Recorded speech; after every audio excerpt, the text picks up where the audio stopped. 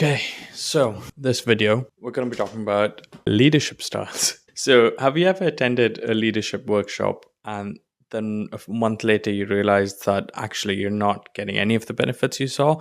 Like they told you that you'd be able to walk into a room and know exactly what to do. You'd be able to into a busy emergency department and people would be waiting for you to take the lead and they'd listen to you. And now you're really struggling to actually assert your authority and make an impact to patient care, which is why you did the whole course in the first place, right? So let's slow it down a bit. Right. Let's talk about leadership styles, why they're important, and how to actually use them when it comes to your day-to-day job.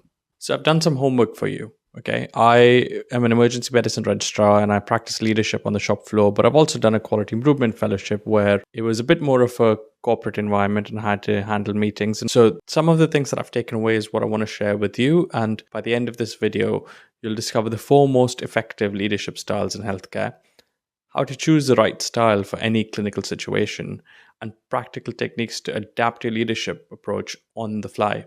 So think of a leadership style as a paintbrush. Wait, I'm going to get a paintbrush. Each paintbrush is different and made for a specific purpose. You might go over a painting first with a really thick brush and then come back to the same one later with a much thinner brush, right? And the aim is to make the painting, not really to pick the right kind of style, if that makes sense. So you pick the brush that does the job for that bit in the painting. And the same way, you pick the right leadership style for the right sort of impact that you're looking to have. Let me explain that a bit further. So we know in healthcare, lives are at stake. Sometimes you need a gentle guiding hand and sometimes you need a firm push. We all know what those situations kind of look like for all of us. But how do we know which leadership style to use where? Right. So let's start by looking at some of the common leadership styles that we have available for us, the paintbrushes, if you might. The first one I'd like to talk about is the transformational leadership. This one's about painting an image of the vision that you want everybody to strive towards. This leadership style is all about inspiring and motivating your team to reach new heights and embrace innovation. Think of it as the spark that ignites your team's passion. That's what you're after in this style. This often works best when you're crafting long-term projects and making complex change happen. Think quality improvement projects, or perhaps a research project.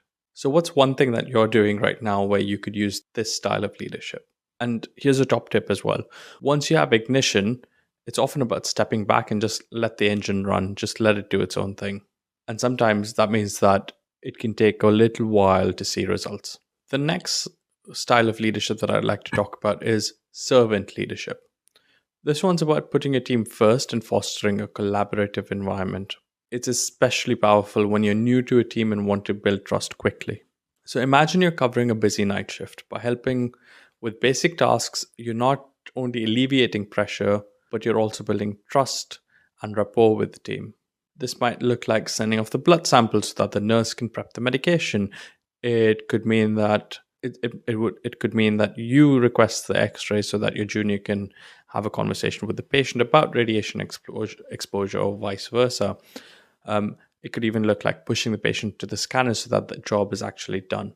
It's about no task being beneath you and doing whatever it takes to actually bring the vision to life.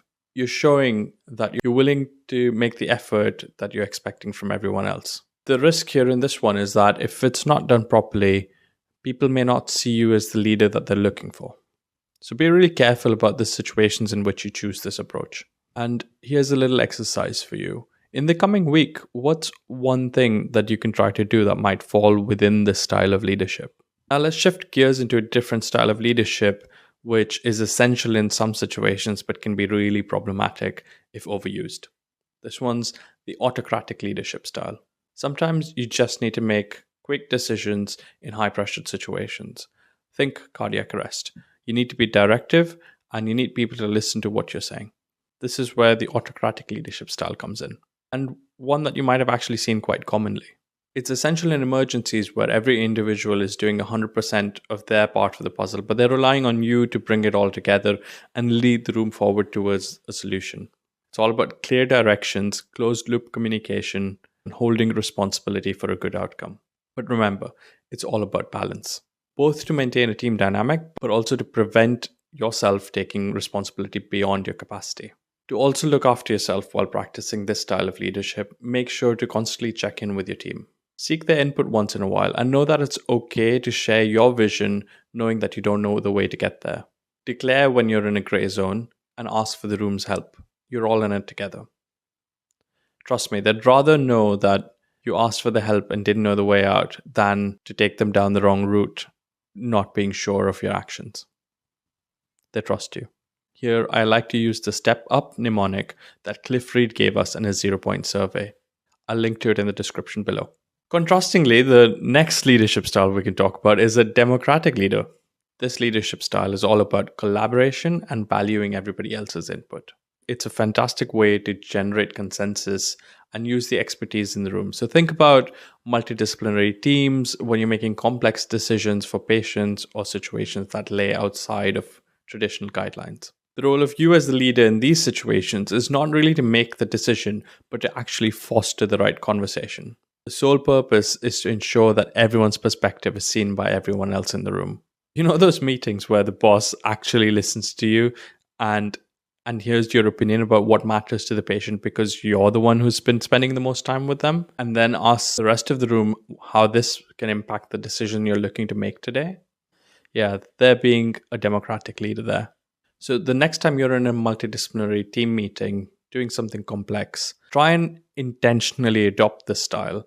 See how the dynamic in the room changes in the decision-making process and how it impacts the decision-making process.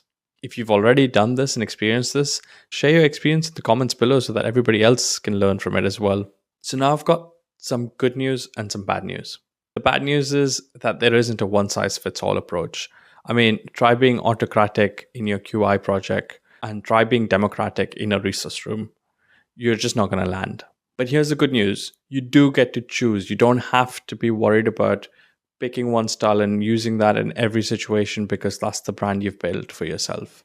You wouldn't blame a painter for changing paintbrushes as long as he made a fantastic painting, now would you? The same way, no one's actually going to penalize you for not sticking to a particular kind of leadership style. So now just take a minute to think about how the leaders that you work with might subconsciously be choosing the wrong kind of leadership style and struggling to get the results that they really want. This might even be you.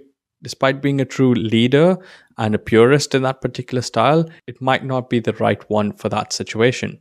So when you're next heading towards a room, be intentional about the paintbrush that you pick before you walk in and know what you're actually trying to paint. Now, there's only one thing that can make this even easier for you. It's to see it in action. Here's my next video breaking down some of the best resuscitation that I've seen on live television in the show called The Fall. Well, I guess it's not live anymore, but yeah, watch this one. And I'm going to break down some of the key aspects that took place in that scene. Watch that here. Watch that here. Oh, here. Watch that here.